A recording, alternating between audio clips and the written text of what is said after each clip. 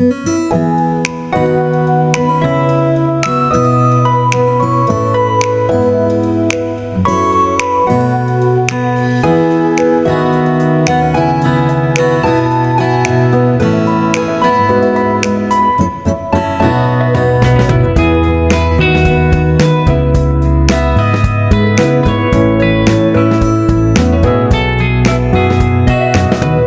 un honneur pour moi de vous savoir si nombreux branchés sur la radio-télévision Hosanna, la chaîne des dieux. Messieurs et dames, c'est votre émission Café d'entrepreneurs que vous avez toujours l'habitude de suivre. Alors, chaque épisode, nous recevons un créateur d'entreprise ou un fondateur de projet qui nous parle de son parcours, son expérience et surtout quelques conseils, question de booster notre projet. Alors, la partie est lancée. Nous sommes réalisés par Nixon Boukassa, Patrick Peka, derrière le caméra, sous la programmation de Franck Lutumba et sous la bénédiction de notre père, le révérend Zachary Kabengele Mayamba Chamboui. Alors pour aujourd'hui, nous allons recevoir pour vous quelqu'un que vous connaissez bien, peut-être dans le mariage, peut-être à la télévision et surtout dans des conférences. C'est Monsieur Rodriguez Monga. Il est coach certifié, maître des cérémonies, mais aussi journaliste à la radio-télévision Nyota. Bonjour Monsieur Rodriguez. Bonjour Madame Peuchéry. Vous allez bien? Ça va très bien, j'espère vous aussi. Non, Dieu fait grâce, ça va très bien.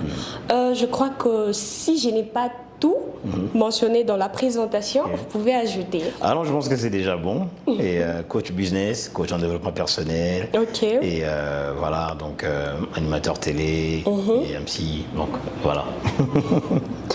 Aujourd'hui, il y a presque tout le monde qui s'appelle coach quand il se lance et puis du coup on l'appelle coach. Et vous, en tant que coach, qu'est-ce que vous faites? Bon, il faut savoir que tous les métiers, tous les secteurs, il y a toujours des nouvelles personnes qui entrent, qui ont envie de le faire. On ne peut pas les interdire, mais c'est juste que certains n'ont pas encore la compétence qu'il faut. Et c'est comme une personne aujourd'hui qui dit se réveille un matin, j'ai un micro, et puis c'est fini, je suis journaliste. Et voilà, vous ne pouvez pas dire, non, tu ne dois pas dire ça, il ne faut pas dire ça. Non, mais tout simplement pour dire que c'est un secteur, les gens peuvent aimer, mais après, il faut apprendre pour être coach. Une deuxième question. Ok. Qu'est-ce qui vous motive autant jusqu'au point de devenir coach? Alors, moi, c'était déjà un rêve du petit garçon. C'était d'aider au maximum les gens, donc plus de personnes que possible.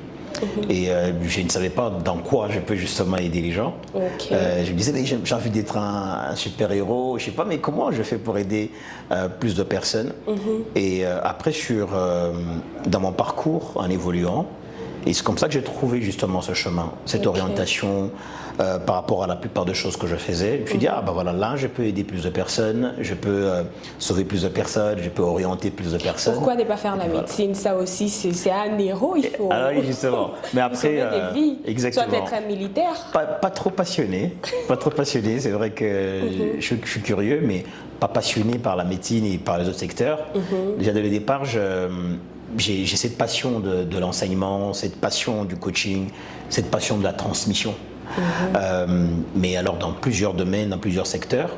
Parce qu'aujourd'hui, je ne suis pas qu'un coach qui d'un côté business, au côté développement personnel, davantage je continue à avoir d'autres certifications, notamment coach en éducation financière, coach en ceci, en cela. Pourquoi? Parce que je me dis, c'est un moyen pour moi de transmettre ce que j'ai comme connaissance à d'autres personnes.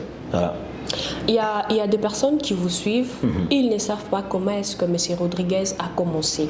Alors, parlez-nous un peu de votre petite histoire. En tout cas, il faut que je fasse de mieux pour rendre ça bref. Alors, l'histoire est un peu bizarre, mais assez longue aussi.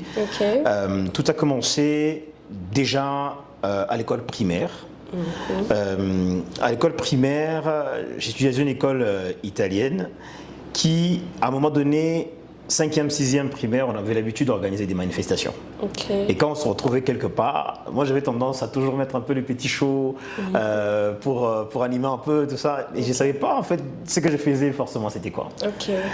Après j'entre à l'école secondaire et je ne savais pas dans l'école où je suis entré qu'est-ce qu'il y avait comme option déjà.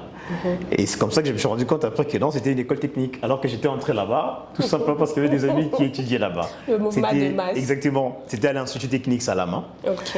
Et là-bas, j'ai fait la mécanique générale. Et entre-temps, j'ai commencé déjà à partir de 3e secondaire. Là, déjà, la partie, j'essaie un peu de sauter beaucoup de choses. Mais déjà, à partir de 3e secondaire, j'ai passé mes émissions à la radio Phoenix. Okay. Et résultat, j'ai fouillé chaque lundi, je me rappelle, à 10h à la récréation, et j'avais les habits dans le sac pour m'échanger. Okay. Donc, à la chaîne, on n'a jamais su jusqu'à présent que j'étais élève. Et voilà, donc ma carrière a commencé à partir de là. Et j'ai commencé directement à combiner beaucoup de choses à la fois. Déjà passé 3e secondaire, MC, radio ici et tout. Et c'était plutôt merveilleux, jusqu'à ce que, voilà, j'ai pris la RTA, je crois déjà à partir de 4e, 5e secondaire. Voilà, je continue dans le même système, on ne savait pas que j'étais élève, je me cachais. Et je termine la 6e. Voilà, je commence directement à l'université, je crois. Avant que je ne termine l'université, j'ai commencé à diriger déjà la RTA comme directeur général dans le temps. Et entre-temps, j'avais créé ma propre boîte, Rodi Production. Donc, qui évoluait beaucoup plus dans l'événementiel et à un moment donné, je commençais maintenant à faire beaucoup de conférences. Déjà, j'étais à l'université, je n'avais pas encore fini l'université. Et je faisais beaucoup de conférences, beaucoup de programmes. Et c'est là que j'ai découvert justement ma grande passion, pas seulement à organiser, mais à transmettre. Et j'ai commencé directement à apprendre déjà, quand j'étais encore à l'université, avant que je termine, à apprendre davantage sur le coaching maintenant. Et c'est comme ça que j'ai eu à faire des spécialisations et d'autres choses. Et après, j'ai créé une autre structure, le The Coach Consulting, qui donne des formations dans plusieurs secteurs. Donc après, voilà, donc aujourd'hui je suis là, j'évolue avec Rodi Production, avec The Coach Consulting, et voilà, c'est plutôt ça l'histoire. J'ai fait le format bref. Ok, c'est déjà intéressant. En tant que coach, quels sont les défis que vous rencontrez les plus courants? Alors les défis, déjà je vous dis que je crois que c'est l'année prochaine, je crois que j'aurai mes 10 ans dans le coaching professionnel. Alors, les défis, en fait, un peu comme dans plusieurs autres secteurs, il y en a. Par exemple, vous pouvez, du côté business, vous recevez des entrepreneurs à encadrer et que ces entrepreneurs vont recevoir des financements après cette formation, par exemple d'une structure, d'un bailleur de fonds. La plupart du temps, vous tombez sur des gens qui ne sont pas sérieux. Ils veulent dilapider l'argent.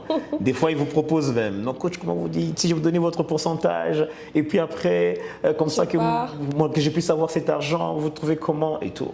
Mais après, vous avez certaines valeurs qui reviennent en vous pour vous dire, hey, tu es un chrétien là, ça va? Et il faut rappeler à ces personnes-là que l'argent que vous recevez, c'est pour telle chose. Donc après, on a ces genres de difficultés après, et qui reviennent un peu souvent, donc quelque part aussi. Voilà, donc aussi au niveau local, certaines personnes jusqu'à présent n'ont pas encore compris l'importance du coaching. Vous avez l'impression que c'est des gens qui parlent et tout. Et beaucoup plus en fait. C'est des gens qui s'autoproclament. Exactement. C'est des gens qui se réveillent un matin, qui n'ont pas grand chose à faire, ils se disent je suis coach. Je pense que j'ai échoué dans plusieurs secteurs de ma vie, j'ai devenu coach. Mais ailleurs en fait, c'est tellement valorisé que. Voilà, aujourd'hui je vois qu'à Lubumbashi, Kinshasa et d'autres villes, ce métier davantage est valorisé maintenant. On comprend le pourquoi d'avoir un coach comme dans plusieurs autres secteurs, le foot et voilà. Ok. Dites-moi un peu. Du journaliste au maître des cérémonies, du maître des cérémonies. Au coach. Comment expliquer? Déjà, je ne vais pas vous choquer un peu. Moi, je ne suis pas un journaliste de formation. Je n'ai pas fait à l'université. Donc, vous êtes un mouton noir. Exactement. Je n'ai pas fait vraiment à l'université les lettres. J'ai fait pratiquement autre chose. Ça va encore vous choquer à ce niveau. J'ai fait la géologie. Waouh! J'ai fait la géologie. D'ailleurs, le professeur Kabengele, qui est évidemment le pasteur, m'a donné cours. Et après, j'ai aussi fait le marketing, j'ai fait l'environnement. Donc j'ai fait beaucoup de choses après, en termes d'études. Un peu mélangé. Devenir une autre personne. Un peu mélangé, exactement. Un peu mélangé complètement. Et jusqu'à ce que j'ai fait des études en entrepreneuriat, mais aussi comme certification des coachs et tout ce qui va avec. Donc, tout ça, c'est des passions. Je suis un passionné du micro, je suis un passionné du coaching. Alors, tous ces éléments, voilà, je le fais et je les vis, très bien. Conférences et tout ce qui m'amène à transmettre ce que j'ai, c'est une passion pour moi. Quels sont les moments clés de votre vie qui ont fait à ce que vous puissiez devenir ce que vous êtes aujourd'hui? Les moments clés, alors, premièrement, quand j'ai vu qu'à un moment donné, dans ma ville, il y avait beaucoup de jeunes qui avaient envie de faire beaucoup de choses, quoi, de créer leur start-up, de réaliser leurs rêves, mais personne pour les soutenir pour la plupart du temps. Alors je me disais, mais il faut que quelqu'un trouve une solution par rapport à ça. Il faut que quelqu'un se lève à un moment donné pour dire, hé les gars, il faut qu'on vous aide. En tout cas, on est là, on va vous aider, on va vous orienter. Le chemin, il est là, il faut qu'on l'ouvre ensemble. Et c'est ce qui m'avait le plus en fait motivé. Et de voir qu'il y a beaucoup de talents, mais moins de réalisation. Beaucoup de gens qui veulent réaliser leurs rêves, mais voilà, pas des gens pour les soutenir, pour les aider évidemment à le faire. C'était parmi justement des éléments qui m'ont grave suscité à le faire et à me réveiller surtout. Et puis voilà, j'ai commencé la chose. Pour une personne qui s'élève et dit que non, je veux me lancer dans l'entrepreneuriat, qui n'a pas de formation ou qui n'a pas aussi de moyens, mais la personne a la passion de la chose. Je viens contacter M. Rodriguez, dont j'entends plus parler, c'est un coach et tout. Et cette personne-là n'a pas le moyen. Est-ce que vous allez accepter de l'accompagner et après avoir aussi votre bénéfice, ou bien la personne doit d'abord donner avant d'être accompagnée? Alors, déjà pour information, moi personnellement, je ne le fais pas pour que l'on me donne d'abord de l'argent. Je l'ai fait d'abord pour aider et moi je me dis généralement que c'est ce que Dieu m'a donné. Dans ce cas-là, il va falloir que j'aide plus de personnes. Alors pour des gens qui n'ont pas d'argent par exemple, qui viennent, j'ai déjà aidé à plusieurs personnes en tout cas. J'ai aidé plusieurs personnes à lancer leurs entreprises, à avoir telle ou telle autre compétence. Et c'est des éléments qui ne me dérangent aucunement. Et des fois, je ne demande même pas en disant quand tu auras l'argent, tu vas me donner et tout ça. Je me dis, bon, ok, si un bon jour la personne se dit, écoute, en tout cas, question. Donc vous accompagnez les gens gratuitement? Non, attention, pas toujours. Ça dépend. Ça dépend. Je donne l'exemple.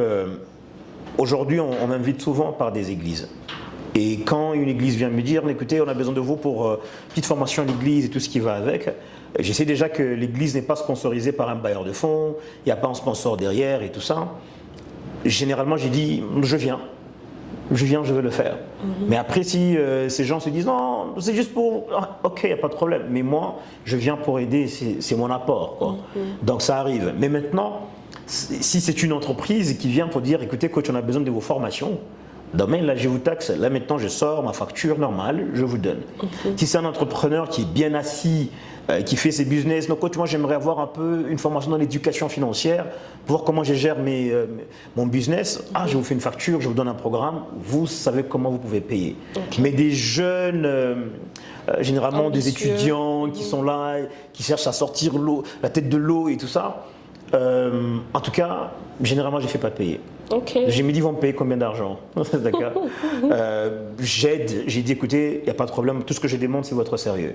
Et ça signifie, vous êtes présent quand on se donne rendez-vous. Après la formation, j'aimerais vous voir réaliser vos rêves. Au moins, ça me dit, ok, j'ai vraiment donné du temps et que ce temps a des résultats. Voilà. En tant que coach, comment voyez-vous l'évolution de l'entrepreneuriat dans les jours à venir? Ça avance en fait parce que si on recule, on fait un pas en arrière d'il y a 5 ans, il y a 10 ans, non mais c'était pas possible de se dire que voilà, l'évolution qu'on voit aujourd'hui, voilà, il y a des choses qui avancent. Ça avance, c'est vrai avec beaucoup de difficultés, beaucoup de lacunes, mais c'est déjà bon parce que il y a plusieurs années, on ne pouvait pas trouver un produit congolais, un produit local dans un supermarché, mais aujourd'hui il y en a en fait. Beaucoup de produits dans les supermarchés. On ne pouvait pas par exemple trouver un produit congolais, un produit louchois en Zambie et dans certains pays, mais aujourd'hui il y en a quand même, bien que pas encore beaucoup. Et ça montre qu'il y a eu une certaine évolution et que les choses sont en train d'évoluer petit à petit. Avant on ne pouvait pas parler de financement chez nous, mais aujourd'hui on en parle, et des grands financements même qui viennent.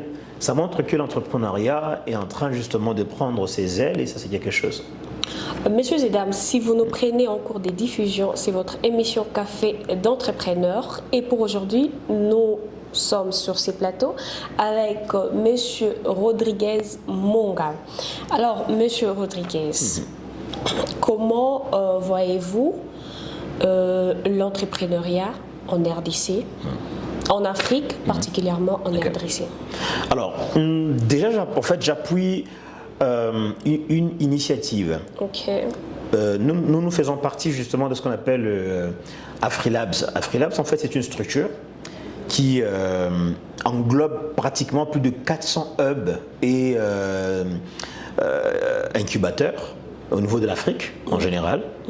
Et on se réunit chaque année dans un pays membre, dans un pays où il y a justement des structures qui font partie évidemment de AfriLabs. Et chaque année justement on se réunit pour partager, échanger des expériences. Vous venez, je ne sais pas moi, de l'Ouganda, vous venez de l'Afrique du Sud, nous on se retrouve, on échange. Comment on peut faire améliorer l'entrepreneuriat au niveau de l'Afrique. Et ça, c'est chaque année justement que nous le faisons. Par exemple, cette année, on l'a fait au Kenya, l'année passée, c'était en Afrique du Sud. Et on se retrouve, on échange. Question bien évidemment de faire quoi? De faire avancer l'entrepreneuriat au niveau de l'Afrique. Et ça se passe très bien. C'est vrai que certains pays en Afrique ont une grande évolution. Évidemment parce qu'il y a quand même beaucoup de choses qui se passent. Ils ont eu beaucoup d'années d'avance par rapport à nous, notamment le Nigeria, l'Afrique du Sud, les pays du Maghreb, et qui s'en sortent très bien. Voilà. Mais on arrive justement à prendre quelques expériences de chez eux pour aussi améliorer chez nous. Donc au niveau de l'Afrique, ça va. C'est pas mal. En tant que coach, quels sont vos projets pour l'avenir de l'entrepreneuriat ici, chez nous? Alors, qu'on arrive évidemment à avoir des gros financements, comme les autres, ça signifie. Chez nous, jusqu'à présent, on n'a pas encore des financements qui arrivent à des millions de dollars. D'accord. Au moins, il y a une jeune à Kinshasa qui a fabriqué une machine, au moins, elle a eu des investisseurs qui lui ont fait quand même un investissement, je crois, d'1 million de dollars. Mais on aimerait justement, c'est des choses qui doivent être maintenant fréquentes, parce qu'ailleurs, c'est ça. C'est des 3 millions de dollars de financement et qui font évoluer réellement les entreprises. Et c'est pourquoi on se bat à trouver des financements pour les entrepreneurs. Jusqu'à présent, on arrive à trouver des 100 000, des 150 000, des 200 000 pour certains, de 20 000 pour les plus jeunes, pour des projets qui sont en train évidemment de marcher à petit feu, mais aussi à travailler davantage le mindset des entrepreneurs et des Congolais. On a un sérieux problème au niveau du mindset. C'est vu quand on a l'argent, avant qu'on trouve l'argent, on chante beaucoup, on ne soutient pas, on n'a pas d'argent et tout ça. Et lorsqu'on a l'argent, c'est fini, on cherche à faire un peu la fête, on cherche à impressionner, acheter on cherche à avoir une deuxième femme. Une deuxième femme, une voiture terrible qui coûte extrêmement cher, les gens doivent nous voir. On cherche à montrer un peu l'argent sur les réseaux sociaux, mon argent est là. Donc, je crois qu'il y a tout ce travail à faire. Pourquoi vous avez choisi d'accompagner les entrepreneurs? C'est le matalana ou bien c'est juste avoir le temps de voyager aussi, ça et là et tout? Non, pas du tout, c'est pas les matalana, ça me fait rire. En fait, moi j'ai toujours dit que chaque personne d'entre nous a une mission en venant sur Terre. Et que chacun doit d'abord découvrir sa mission. Et lorsque vous avez la découverte de votre mission, c'est maintenant la réaliser et de s'y mettre réellement. Et moi, je suis vraiment convaincu que j'ai comme mission d'accompagner les autres à réaliser leurs rêves. Et bien évidemment, mon rêve, c'est de voir les autres réaliser leurs rêves. Et donc, je réalise mon rêve en regardant les autres réaliser leurs rêves. Et donc, du coup, c'est d'abord un plaisir et une mission. Donc, pas du tout le côté matalana, comme vous avez dit, mais beaucoup plus de voir les autres réaliser réellement leurs rêves et voir des résultats réels. C'est comme ça qu'aujourd'hui, la plupart des entrepreneurs que j'ai accompagnés, par exemple depuis 2016, 2017 et tout, j'ai les visites et on garde ce contact. j'essaie de voir en même temps où est-ce qu'ils en sont aujourd'hui, est-ce qu'ils évoluent, est-ce qu'ils sont en train de déboîter un tout petit peu, quelles sont les causes du pourquoi ça n'avance pas. Donc voilà, donc on ne reste pas là pour montrer, les gars, je suis là, regardez-moi, je suis coach, hey, j'ai voyagé. Non, pas du tout. Et même des fois, quand on montre certaines images de nos voyages, c'est pour dire à la communauté, et dire, oh, regardez, il y a les autres qui sont en train d'avancer. Vous devez vous mettre au travail et c'est vraiment important. Donc, c'est une mission, quoi. Pour des personnes que vous avez accompagnées il y a de cela 3 ans, 2 ans, quelques mois, est-ce que vous avez le temps de veiller sur eux, de voir comment est-ce qu'ils avancent ou bien juste après un temps, vous les laissez voler eux-mêmes? Alors, on les accompagne. En fait, il y a un process. Normalement, il y a ce qu'on appelle d'abord la pré-incubation. Ça signifie que vous êtes encore en idéation, c'est encore une idée. Okay. Alors, on va prendre cette idée, on va vous dire comment vous pouvez transformer cette idée en business. Et après, vous entrez en incubation. En incubation, maintenant, vous commencez à apprendre comment vous pouvez trouver vos clients, comment vous pouvez les fidéliser, comment vous pouvez travailler sur votre produit, comment travailler sur votre proposition de valeur et tout ça. Là, c'est en incubation. Et là, on s'est dit que vous grandissez un tout petit peu. Et après, on sort de l'incubation. L'incubation, c'est un peu comme on met l'œuf, n'est-ce pas? Et l'œuf va clore dans la couveuse. Oui. Et après, on part maintenant dans l'accélération. L'accélération, maintenant, c'est vous amener maintenant sérieusement sur le marché. Il faut maintenant conquérir le marché et faire des vrais chiffres d'affaires. Alors, au point où on se dit, l'entrepreneur s'en sort maintenant très bien, fait maintenant des bons chiffres d'affaires, comprend son business model économique et tout ce qui va avec, on laisse la personne évoluer maintenant. Et à tout moment, si la personne pense qu'elle a besoin de nous, besoin des conseils pour son business, son projet, il n'y a pas de souci. Voilà. C'est comme récemment, je vous donne un exemple, il y a un entrepreneur qu'on a accompagné pendant quelques années et après, on ne l'a jamais lâché. À chaque fois que l'entrepreneur nous dit, non mais coach, je dois postuler dans un programme, mais il y a un très bon financement. Je ne sais pas comment je peux faire tel pitch parce qu'ils ont demandé tel genre de pitch. Ils ont demandé tel genre de business plan. Comment je peux faire? On est de l'entrepreneur et tout ce qui va avec. Et comme récemment, il a eu 75 000 $ dans un programme où il a postulé. Wow. Et nous, en fait, on est contents. On s'est dit, ben, ok, le travail qu'on a eu à faire sur l'entrepreneur a porté des résultats. Donc, en fait, il y a tout ça. C'est de voir si l'entrepreneur pense que c'est bon, moi je peux maintenant évoluer seul. C'est bon, parfait, vas-y. Mais jusqu'à présent, en tout cas, d'une manière personnelle, on n'a jamais eu de rebelles, non. Non, en fait, c'est un peu ça, pas vraiment. Voilà. D'accord. Pour un jeune qui veut s'élancer dans l'entrepreneuriat, qu'est-ce que vous pouvez lui donner comme conseil? Alors, il y a un élément qui bloque beaucoup d'entrepreneurs à s'élancer. C'est j'attends le bon moment. Oui. Voilà. Donc, j'aimerais juste te rappeler que le bon moment n'existe pas. Le bon moment déjà, c'est quand tu te dis que tu as trouvé l'idée. Quand tu as déjà la bonne idée, écoute, lance-toi d'abord. Même si tu n'as pas 100 francs. En fait, il y a déjà, moi j'ai dit aux gens que le financement, généralement, c'est une raison pour plusieurs personnes pour ne pas commencer. Pour ceux qui n'ont pas envie de commencer. J'explique rapidement. Il y a ces personnes qui n'ont pas d'argent, mais sont tellement compétents, ont tellement de talents, que le talent couvre le finance. Je donne un exemple. Comment ça? Je donne un exemple. Aujourd'hui, pour une personne qui se dit, moi j'aimerais commencer dans l'événementiel et que je suis maîtresse des cérémonies, comme vous êtes là, et j'aimerais monter une structure événementielle, il y aura aussi la décoration à l'intérieur, il y aura aussi ceci, il y aura cela, mais j'ai dit que j'ai des bonnes mains pour la décoration.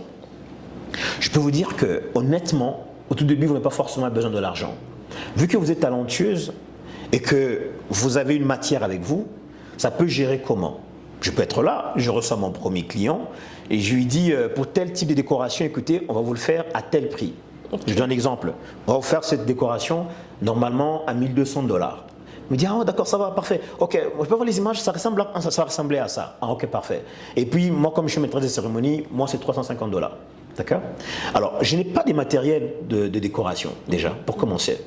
J'ai deux cas. Soit je vais louer des matériels de décoration auprès des personnes qui évoluent déjà au niveau de la ville et je loue en faisant des calculs sur l'argent que j'ai déjà reçu. Je sais qu'il y a déjà mon bénéfice. Soit en recevant leur argent, j'essaie directement acheter quelques matériels. Mais ça, en revanche, c'est un peu risqué parce qu'il n'y a pas de bons matériels à bon prix chez nous. La plupart du temps, on les prend ailleurs. Donc, je loue un service, je fais sous-traiter tout simplement. Mais pour le client, c'est moi, c'est mes matériels. Je viens de gagner mon premier marché, j'ai un bénéfice. Et j'ai des gens qui viennent de voir le travail effectué. Ça me donne les images à mettre sur les réseaux sociaux. Et ça me donne aussi des personnes qui ont vu la décoration là-bas dans l'espace pour dire, en tout cas, qui a fait la déco là et tout ce qui est, non, c'est telle personne. Déjà, je commence à avoir un peu d'argent de côté pour mettre et commencer à acheter mes matériels petit à petit, progressivement. Mais je gagne des gens en fait. Il y a une personne qui s'est dit, comment trouver cette première personne-là qui pourra te confier cette tâche? Alors, cette première personne, aujourd'hui, j'ai dit que la vie est tellement facile avec les réseaux sociaux. Dans le temps, pour nous, ce n'était pas du tout facile parce qu'on n'avait pas TikTok. Je me rappelle, quand on a commencé, on n'avait même pas WhatsApp. C'était chaud. Alors, regardez un tout petit peu ce qui se passe. C'est que prenez des belles images. Aujourd'hui, vous avez Pinterest qui vous aide à avoir des images que vous voulez. Des fois, ça ressemble à des images tellement naturelles.